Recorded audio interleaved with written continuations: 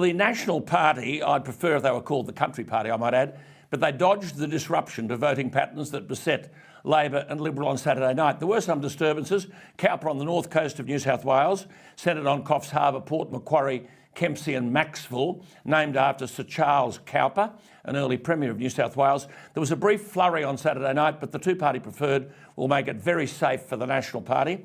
The Resources Minister Keith Pitt had a minor swing against him in Hinkler, but a former Liberal National Party state minister running as an independent attracted 13% of the vote. Keith Pitt will finish up with almost 60% of the two-party preferred, a very good result.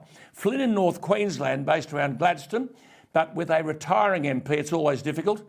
Ken O'Dowd is gone, replaced by Colin Boyce, who basically held up the Liberal national vote, notwithstanding a strong vote for Labor, but Colin Boyce will win. There were some nerves about the Victorian seat of Nichols because Damien Drum, the National Party member, retired. That meant the Liberals could run a candidate, so the coalition vote was split. But the National Party's Sam Birrell will win the seat of Nichols.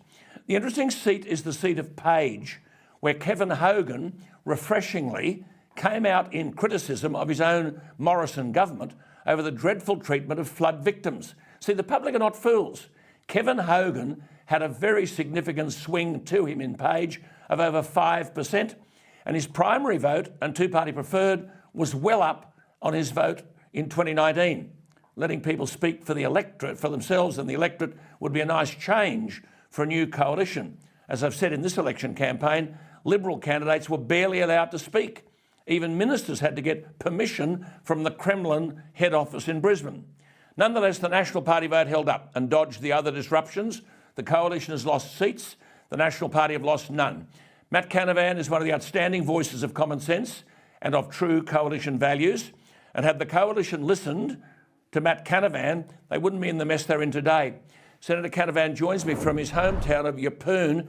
Matt Canavan, thank you for your time. The National vote held up while the Liberal vote collapsed. What does McCormack, the former leader, mean today when he said the coalition would have done better had he been the leader of the National Party? Well, you'd have to ask him, Alan. I think we've actually done remarkably well, given the wins that were against the coalition. In fact, something like this has never happened before. This is totally historic, that a coalition government would lose government to Labor, but one part of the coalition, in this case the Nationals Party, would retain all of its seats. And in fact, we've gone very close in Lingiari up there in the Northern Territory, and the swing in Hunter to the Labor Party is a third of what it was nationally. So we have done remarkably well. And in fact, the Nationals Party has not lost a seat for 15 years. So what we must be doing is something right. And I see a whole lot of people out there today. I see a whole lot of people saying that somehow the Nationals Party needs to move to the left, whatever that means. We might discuss that later. But they move to the left to help the Liberals, to help the moderate Liberals. Well, with all due respect, perhaps it's about time some of the moderate Liberals took a leaf out of the Nationals Party book, because we haven't lost a seat, and actually represent their grassroots, fight for what you believe, right? Well, now to the guts around of it. our shared principles and values. To the guts of it. The Greens will now have 4 seats in the lower house, and in all likelihood increase their seats in the Senate, where they already have 9.